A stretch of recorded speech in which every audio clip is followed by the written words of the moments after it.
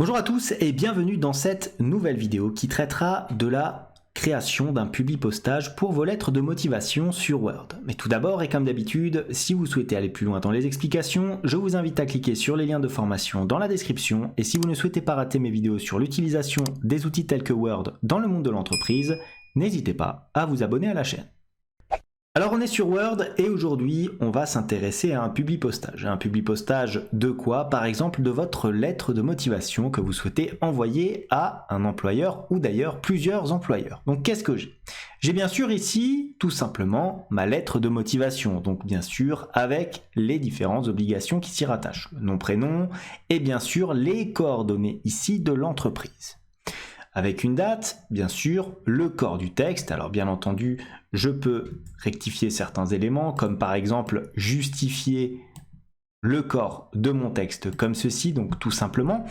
Et maintenant, qu'est-ce que je souhaite faire? Je souhaite tout simplement envoyer cette lettre de motivation à plusieurs employeurs. Donc comment est-ce que je vais faire ça? Déjà, première chose à faire, il faut créer un fichier Excel tout simplement comme ceci, avec quoi? Avec les différentes sociétés et leurs coordonnées. On va avoir quoi? Donc j'ai fait un tableau, bien sûr c'est pas exhaustif. Vous auriez pu avoir d'autres colonnes. Le nom de la société ici, l'adresse de la société, le code postal et la ville. Je peux rajouter bien entendu si je le souhaite l'adresse email, la personne référente et ainsi de suite. Vous voyez, si je mets par exemple ici une liste de noms et de prénoms, je vais pouvoir bien entendu rapporter l'ensemble de ces noms et prénoms.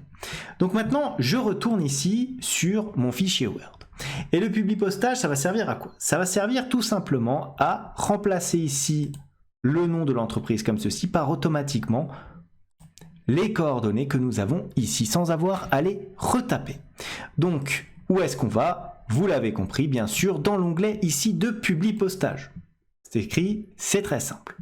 Dans cet onglet, qu'est-ce que nous avons?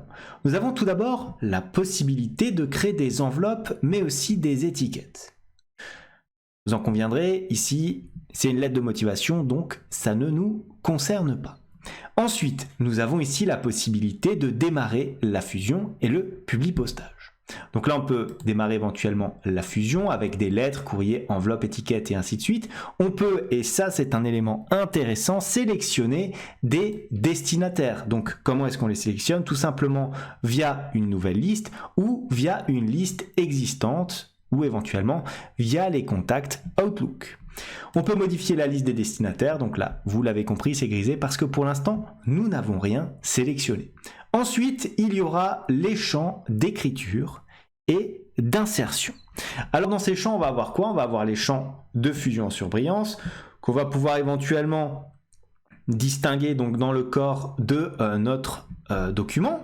On va avoir éventuellement les blocs d'adresse, donc c'est pour spécifier ici la mise en forme et l'emplacement, donc on remplace les différents champs par les adresses réelles de notre liste, les formules d'appel, ou moi ce que j'utilise généralement, ici les champs de fusion. C'est ce qui va nous permettre de rappeler l'ensemble des éléments. On va pouvoir avoir aussi les règles ici, faire correspondre les champs et ainsi de suite. Ensuite, on pourra bien sûr, via ici ce petit bloc, avoir un aperçu de nos résultats. Donc on cliquera sur cette flèche là et on aura automatiquement les données qui vont se changer. Une fois qu'on aura terminé, on fera terminer et fusionner tout simplement. Donc première chose à faire, on va sélectionner ici les destinataires. Dans la sélection, on ne va pas entrer une nouvelle liste. Pourquoi? Parce qu'on en a déjà une qui existe. Donc on sélectionne ici une liste existante.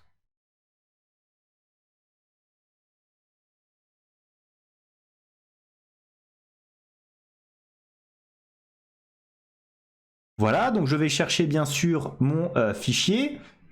Hop, je vais sélectionner tout simplement mes candidatures. Donc où est-ce qu'elles sont? Elles sont tout simplement ici. Je prends, voilà, ici, candidature. Je clique sur ouvrir tout simplement. Et regardez, j'ai une nouvelle fenêtre qui apparaît. Très rapidement sur cette nouvelle fenêtre, qu'est-ce qu'on a? On a le nom de notre fichier ici, donc candidature, ça correspond bien à ce que j'ai ici dans mon fichier Excel. Je retourne sur Word et regardez Toujours intéressant d'avoir cette petite case cochée. La première ligne de données contient les en-têtes de colonnes. Moi, ça m'est jamais arrivé de ne pas la cocher. Pourquoi? Parce que je mets toujours des en-têtes sur mes colonnes. Je vous conseille vraiment de faire la même chose. Donc une fois que vous avez fait ça, qu'est-ce que vous allez faire? Vous allez tout simplement cliquer sur OK pour maintenant affirmer que vous allez prendre cette liste de données. Que s'est-il passé? On voit maintenant que les champs qui étaient grisés ici sont désormais disponibles. Et regardez qu'est-ce qu'on va faire. On a ici le nom de l'entreprise. Alors plutôt que de le taper à la main, qu'est-ce que je vais faire? Je vais par exemple, regardez, hop, supprimer ça. Et je vais mettre insérer un champ de fusion comme ceci. Et regardez mes champs de fusion, qu'est-ce que c'est? Nom de la société, adresse, code postal, ville. Tiens, ça correspond bien sûr aux en-têtes de mes différentes colonnes. Donc je retourne ici et je vais mettre quoi? Je vais mettre nom de la société. Ça apparaît comme ça. Ensuite, adresse de l'entreprise. Je fais pareil, ça c'est bien sûr du texte saisi en brut, je peux l'enlever. Et je vais sélectionner quoi? Je vais prendre bien sûr l'adresse comme ceci, très simplement. Maintenant, code postal, virgule, ville. Regardez ce que je peux faire, je peux bien sûr intégrer des éléments dans mon adresse, intégrer des éléments textuels. Par exemple, regardez, hop, je supprime ça. Et qu'est-ce que je fais? J'intègre un champ de fusion, donc code postal. Et là, je peux bien sûr mettre une virgule, espace. Et ensuite, qu'est-ce que je mets? Je mets tout simplement la ville comme ceci.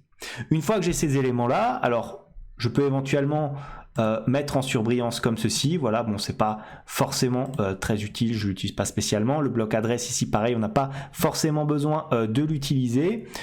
Là, les salutations, pas forcément utile. Pourquoi? Parce que j'ai pas mis de nom, prénom.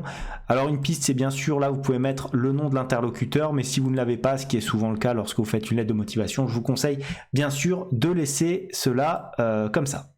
Ensuite, vous pouvez bien sûr faire quoi? Vous pouvez rajouter des champs, pas seulement dans les titres, vous pouvez les rajouter dans votre texte ici, hein, c'est pas limitatif. Et une fois que vous avez fait ça, qu'est-ce que vous pouvez faire?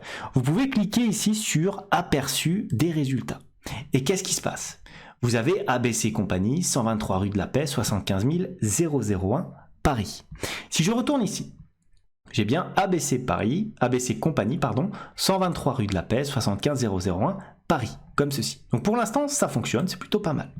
Et qu'est-ce que je peux faire? Je peux éventuellement, et c'est ça qui est plutôt pas mal, je peux regarder, maintenant, si je change, hop, automatiquement, mon document, comme ceci, va changer les éléments. Voilà, hop, je peux retourner éventuellement sur le premier élément. Je peux faire quoi? Je peux rechercher des destinataires. Donc avec des destinataires spécifiques, je peux rentrer ici. Hein, si par exemple, je sais pas, je tape par exemple ABC comme ça et que je fais éventuellement suivant, qu'est-ce que je vais avoir? Bon, là-dessus, forcément, je n'ai rien. Ensuite, on peut avoir le champ, le nom de la société. Donc regardez, je peux éventuellement chercher comme ceci. Ensuite, je peux rechercher des erreurs si je le souhaite. Donc, comment traiter les erreurs qui pourraient se produire lors d'un publipostage. Alors moi, je vous conseille quand même de relire le document avant de l'envoyer. Et bien sûr, une fois que vous aurez éventuellement fini votre document, il faudra faire quoi? Il faudra tout simplement aller sur terminer et fusionner. Donc comme ceci. Donc modifier les documents individuels, comme ceci. Donc si je clique dessus, fusionner les enregistrements, tous, enregistrements en cours et ainsi de suite. Donc là, ça me permettrait de finaliser ce document, terminer et fusionner. Je peux faire quoi? Je peux imprimer les documents en cliquant ici de façon toute simple, ou alors faire quoi? Ou alors envoyer des courriers comme ceci. Si je clique dessus, je peux avoir quoi? Je peux avoir une nouvelle fenêtre avec les options des messages. Donc là, je clique et je peux éventuellement envoyer. Vous voyez, une petite piste, ce serait quoi? Ce serait d'ajouter tout simplement ici une colonne avec les différents emails.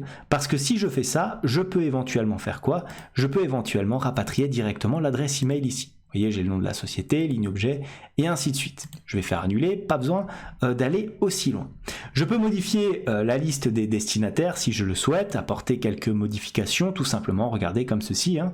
J'ai l'ensemble des différents éléments ici, donc je peux, si je le souhaite, décocher ou cocher ce que je souhaite afficher ou pas, ce que je souhaite proposer dans mon document, hein, bien sûr à la saisie, comme ceci. Je peux bien sûr resélectionner de nouveaux destinataires, je peux démarrer ici la fusion et ainsi de suite. Bien sûr, maintenant qu'est-ce que je vais faire? Je vais terminer, je vais imprimer ou bien je vais tout simplement envoyer les courriers. Voilà ce que j'avais à vous dire sur le publipostage d'une lettre de motivation. Ça peut être utile si vous avez de multiples candidatures à faire. Bien sûr, je vous ai montré ça avec une lettre de motivation. Ça marche pour un CV ou n'importe quel autre document. Comme d'habitude, si cette vidéo vous a plu, n'hésitez pas à la liker, à la commenter, à vous abonner à la chaîne si ça n'est pas encore fait. En tout cas, moi je vous dis merci et à bientôt pour une nouvelle vidéo.